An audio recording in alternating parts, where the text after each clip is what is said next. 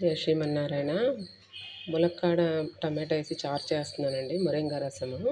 ఇగోండి ములక్కాడ టమాటా ఇలాగా కొంచెం ఉడకబెట్టేసేసుకొని చల్లారిన తర్వాత నీళ్ళు ఉంచుకోవాలండి, పారేసుకోకూడదు. ఆ నీళ్ళు ఉంచుకొని చేత్తో పిసిగితే మీకు చేయగలిగితే చేసుకోవచ్చు, లేకపోతే మిక్సీలో ఒక రౌండ్ అనమాట ఇలా వేసి తీసేసి అది తప్పెడలో వేసుకొని ఆ గుజ్జంతాను కొంచెం మనకి ఎన్ని నీళ్ళు కావాలో అన్ని నీళ్ళు వేసుకొని మళ్ళీ దాన్ని కొంచెం ఇలా చేత్తో నలిపేసేసి పిసికేసి వడకట్టేయాలండి. వడకట్టేస్తే ఏమవుద్దంటే మనకి నోటికి ఏమైనా అన్నం తిన్నప్పుడు నోటికి అడ్డు రాకుండా ఉంటాయన్నమాట.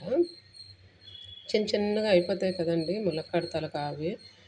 చూడండి ఎలా ఉన్నాయో. అదేమో మనకు నోటికి తింటే అడ్డొస్తది కదా, గొంతుకులో అడ్డుకుంటాయి. అందుకని జల్లించేస్తాను అనమాట నేను. పిల్లలకి పెట్టినా సేఫ్ అనమాట అప్పుడు. ఇగోండి ఇలా జల్లించేసి ఆ పిప్పంతా తీసేసిన తర్వాత మిగిలిన నీళ్ళు, ఉడకబెట్టిన నీళ్ళు కూడా వేసుకొని ఇన్ని నీళ్ళు చేసుకున్నాను. ఇగోండి అంతా జల్లెడలోకి తీసేసానమాట. ఇందులో ఉప్పు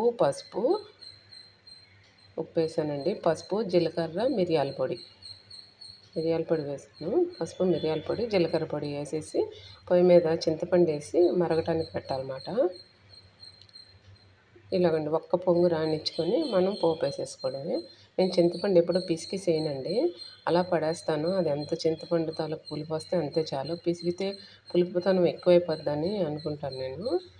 జీలకర్ర, ఎండుమిరపకాయలు, వెల్లుల్లిపాయ, ఆవాలు, ఇంగువ వేసి పోపు వేయడమేనండి, అంతేనండి. మీరు ఒకసారి చేసి చూడండి, ఎలా వచ్చిందని నాకు కామెంట్ చేయండి.